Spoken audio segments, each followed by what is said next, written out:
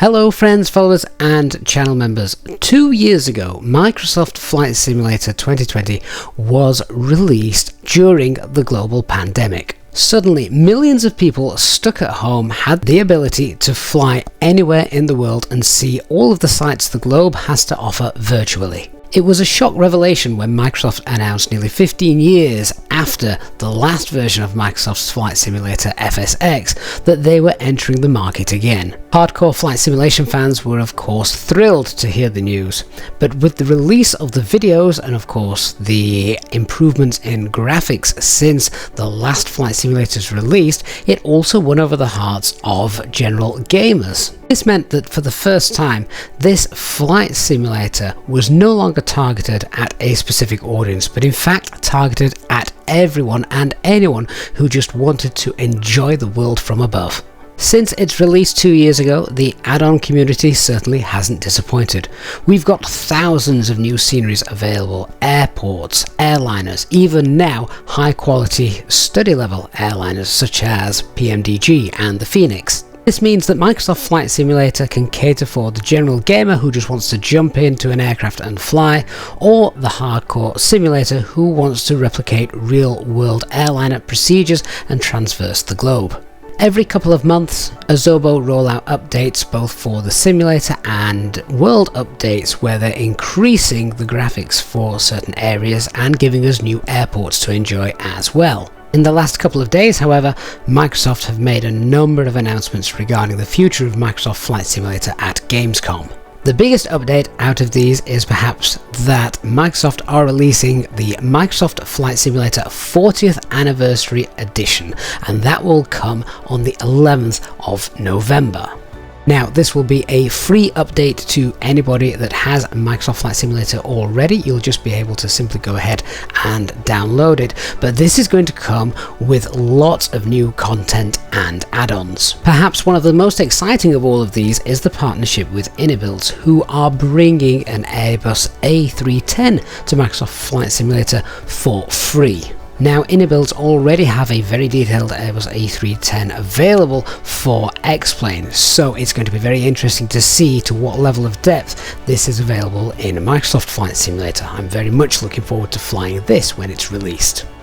A DC-3 by Aeroplane Heaven is also coming in this release, but these were two aircraft that we already knew about. What we didn't know about until a couple of days ago are all the other new aircraft which have been secretly being worked on in the background to be released with this new 40th Anniversary Special Edition. The Grumman G21 Goose, the Curtiss JN4 Jenny, and the Hughes H4 Hercules, or better known as the Spruce Goose, the largest aircraft ever made by Wingspan, encompassing 8 propellers. Helicopters and gliders are also going to be introduced in this edition, and if you watch the video that they released on their YouTube channel, you can see special exciting features such as wing runners and a tow plane for the gliders to add to that realism. But how about this? Something that I found really exciting, and it's already available. So we've had world updates now since the simulator was released, giving us photogrammic scenery, better airports, things like that every couple of months or so. But Microsoft and Azobo have given us something new. For the first time, they have released what they're calling city updates. And this is exactly what it sounds like. For city updates, number 1, they have released photogrammetry scenery for 5 cities, all in Germany: Hanover, Dortmund, Dusseldorf, Bonn and Cologne. This is available for free to download from the Microsoft Flight Sim Marketplace. Next time you launch the Flight Simulator, you will see that it's already there waiting for you. Simply go and download this just the same as you would any world update scenery. You might need to scroll down to find it, but the download actually isn't very big at all. In fact, it only takes a couple of seconds because of course the photogrammic scenery is actually streamed from the servers when you fly over it. Once you've gone ahead and got that downloaded, obviously you can just fly to the location and enjoy the new scenery. Why do I find this really exciting? Well, obviously we've had world updates, as I said, since the simulator had been released, and that's great. The amount of depth and graphical detail they bring to the simulator is fantastic, but it's taken a couple of months or so between each update. So with these cities updates, could we find that these are being released more frequently? Maybe we'll no longer need to wait for an entire country to get a world update, but in fact we can just get city updates for the big major cities around the globe. And that leads me to ask, I would love to know, please leave a comment down in the comment section below, what would be your top 5 cities to get the next city update? They've called this city update 1, which means obviously you're expecting in the future for there to be more. There are of course dozens of cities already available in Microsoft Flight Simulator with photogrammetry scenery, but which city that currently doesn't already have it would you like to see next? Go ahead and leave your top 5 in the comment section below. Finally then, we're moving on to something which is leaving me feeling quite nostalgic. For those of you who are familiar with Microsoft Flight Simulator, do you recognize this part of the world? Yes, quite obviously the Sears Tower in the background, it is Chicago, but what's special about this particular area of Chicago?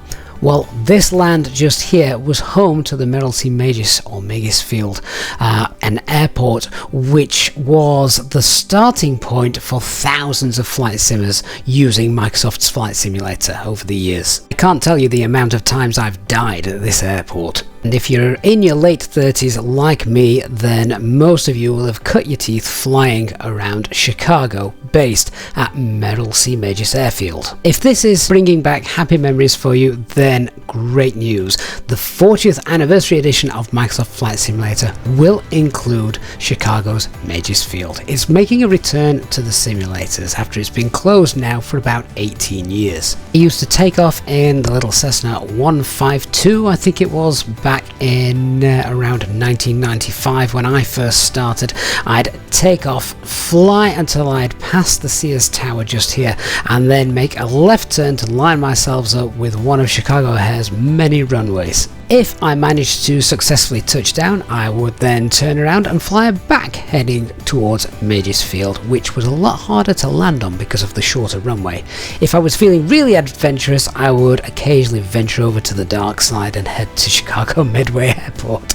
But yeah, loads and loads of happy times, literally several hundred hours spent in those early Flight Simulator days learning how to fly. As well as Magis Field, 3 other classic airports from the past will also be making an appearance in the 40th anniversary edition. Wonder what those are? Why don't you guys go and have a guess? Leave those in the comments down below.